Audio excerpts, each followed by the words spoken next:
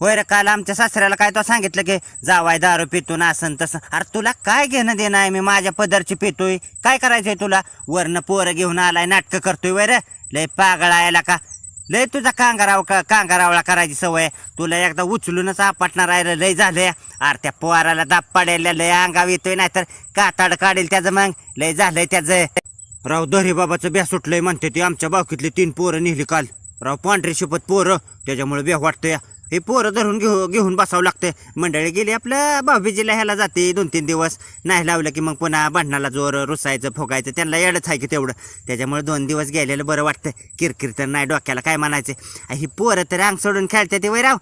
ती पाया कशा सांभाळते त्या काय माहिती. लका भांडणं कोणाची चालले ते? उशीर झालं कालवा ऐकू येतो या. आयला निबार हानहानी चालली, बघून येरवायच. याला काय कळा नाही तर आमच्या बावकीतली भांडणं सारखी चालूच आहे. ते काय खरंच नाही का.